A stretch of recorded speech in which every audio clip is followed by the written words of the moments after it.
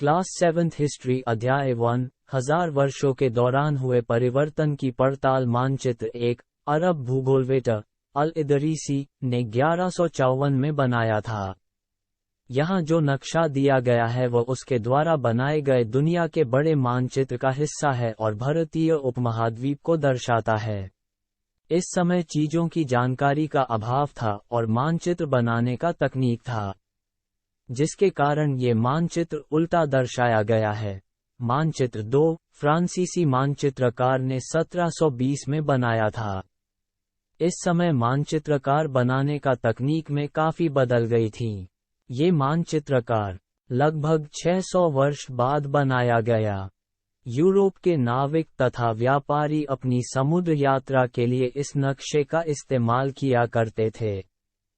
नई और पुरानी शब्दावली, ऐतिहासिक अभिलेख कई तरह की भाषाओं में मिलते हैं और ये भाषाएं भी समय के साथ साथ बहुत बदली हैं। उदाहरण के लिए हिंदुस्तान शब्द ही लीजिए।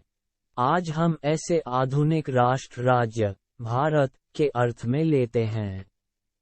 13वीं सदी में जब फारसी के इतिहासकार मिन्हाज ए सिराज ने हिंदुस्तान शब्द का प्रयोग किया था तो उसका आशय पंजाब, हरियाणा और गंगा यमुना के बीच में स्थित इलाकों से था। उसने इस शब्द का राजनीतिक अर्थ में उन इलाकों के लिए इस्तेमाल किया जो दिल्ली के सुल्तान के अधिकार क्षेत्र में आते थे। हिंदुस्तान शब्द दक्षिण भारत के समावेश में कभी नहीं हुआ। 16वीं सदी के आरंभ में बाबर ने हिंदुस्तान शब्द का प्रयोग इस उपमहाद्वीप के भूगोल, पशु पक्षियों और यहाँ के निवासियों की संस्कृति का वर्णन करने के लिए किया।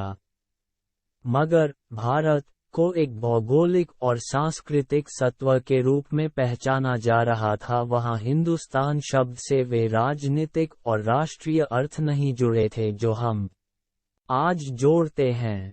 मानो किसी गांव में आने वाला कोई भी अनजान व्यक्ति जो उसे समाज या संस्कृति का अंग न हो, विदेशी कहलाता था। स्रोत: इतिहासकार किस युग का अध्ययन करते हैं और उनकी खोज की प्रकृति क्या है, इसे देखते हुए वे अलग अलग तरह के स्रोतों का सहारा लेते हैं।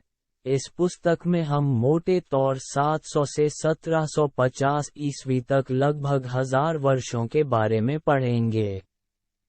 इतिहासकार इस काल के बारे में सूचना इकट्ठी करने के लिए अभी भी सिक्कों, शिलालेखों, स्थापत्य, भवन निर्माण कला तथा लिखित सामग्री पर निर्भर करते हैं। इस युग में प्रामाणिक लिखित सामग्री की संख्या और विविधता आश्चर्यजनक रूप से बढ़ गई। इस समय के दौरान कागज क्रमशः सस्ता होता गया और बड़े पैमाने पर उपलब्ध भी होने लगा। लोग धर्मग्रंथ, शासकों के वृत्तांत, संतों के लेखन तथा उपदेश, अर्जियां, अदालतों के दस्तावेज, हिसाब तथा करों के खाते आदि लिखने में इसका उपयोग करने लगे। धनी व्यक्ति, शासक, जन, मठ तथा मंदिर पांडुलिपियां एकत्रित किया करते थे। इन पांडुलिपियों को पुस्तकालयों तथा अभिलेखागारों में रखा जाता है। इन पांडुलिपियों तथा दस्तावेजों से इतिहासकारों को बहुत सारी विस्तृत जानकारी मिलती है, मगर साथ ही इनका उपयोग कठिन है। नए सामाजिक और राजनीतिक समूह 700 और 1750 के बीच के 1000 वर्षों का अध्ययन इतिहासकारों के आगे भारी चुनौती रखता है, मुख्य रूप से इसलिए कि इस पूरे काल में बड़े पैमाने पर और अनेक तरह के परिवर्तन हुए। इस काल में अलग अलग समय पर और नई प्रौद्योगिकी के दर्शन होते हैं, जैसे सिंचाई में रहट, कताई में चरखे और युद्ध में आग्नेयास्त्रों, बारूद वाले हथियार का इस्तेमाल। इस उपमहाद्वीप में नई तरह का खान पान भी आया। आलू, मक्का, मिर्च, चाय और कॉफी। ध्यान रहे कि ये तमाम परिवर्तन नई प्रौद्योगिकियां और फसलें उन लोगों के साथ आए जो विचार भी लेकर आए थे। परिणामस्वरूप ये काल आर्थिक, राजनीतिक, सामाजिक और सांस्कृतिक परिवर्तनों का भी काल रहा। राजपूत, इस काल में जिन समुदायों का महत्व बढ़ा उनमें से एक समुदाय था राजपूत, जिसका नाम राजपूत अर्थात राजा का पुत्र से निकला है। 8वीं से 14वीं सदी के बीच ये नाम आमतौर पर योद्धाओं के उस समूह के लिए प्रयुक्त होता था जो क्षत्रिय वर्ण के होने का दावा करते थे। क्षेत्र और साम्राज्य, इस काल में राज्यों के अंतर्गत कई सारे क्षेत्र आ जाते थे। दिल्ली के सुल्तान गयासुद्दीन बलबन 1266 1287 की प्रशंसा में एक संस्कृत प्रशस्ति में उसे एक विशाल साम्राज्य का शासक बताया गया है जो पूर्व में बंगाल, गौर से लेकर पश्चिम में अफगानिस्तान के गजनी तक फैला हुआ था और जिसमें संपूर्ण दक्षिण भारत, द्रविड़ भी आ जाता था। गौर, आंध्र, केरल, कर्नाटक, महाराष्ट्र और गुजरात आदि 700 तक कई क्षेत्रों के अपने अपने भौगोलिक आयाम तय हो चुके थे र उनकी भाषा तथा सांस्कृतिक विशेषताएं स्पष्ट हो गई थी। पुराने और नए धर्म, इतिहास के जिन 1000 वर्षों की पड़ताल हम कर रहे हैं, इनके दौरान धार्मिक परंपराओं में कई बड़े परिवर्तन आए। दैविक तत्व में लोगों का आस्था कभी कभी बिल्कुल ही वैयक्तिक स्तर पर होती थी मगर आमतौर पर इस आस्था का स्वरूप सामूहिक होता था।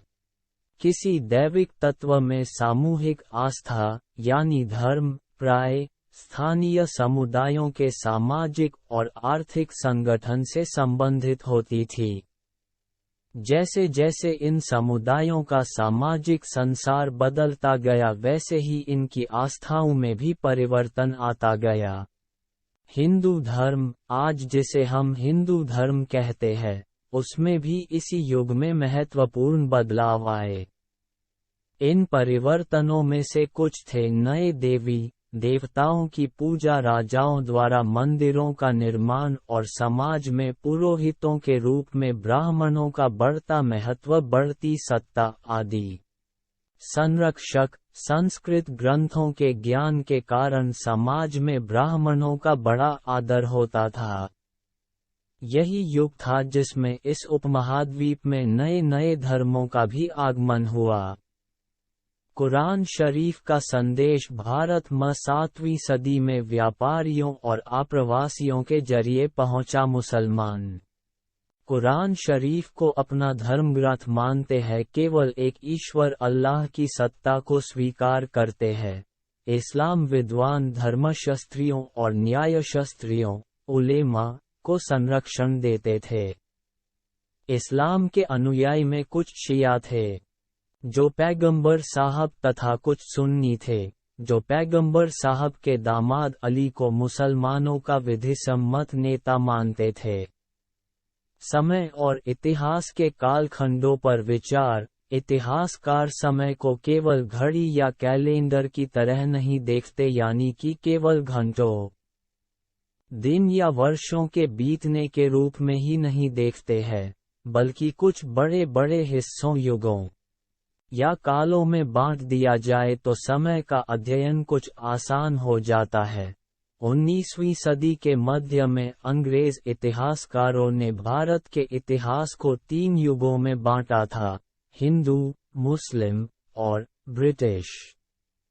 यह विभाजन इस विचार पर आधारित था कि शासकों का धर्म ही एकमात्र महत्वपूर्ण ऐतिहासिक परिवर्तन होता है और अर्थव्यवस्था, समाज और संस्कृति में और कोई भी महत्वपूर्ण बदलाव नहीं आता। इस दृष्टिकोण में इस उपमहाद्वीप की अपार विविधता की भी उपेक्षा हो जाती थी। इस काल विभाजन को आज बहुत कम इतिहासकार आर्थिक तथा सामाजिक कारकों के आधार पर ही अतीत के विभिन्न कालखंडों की विशेषताएं तय करते हैं।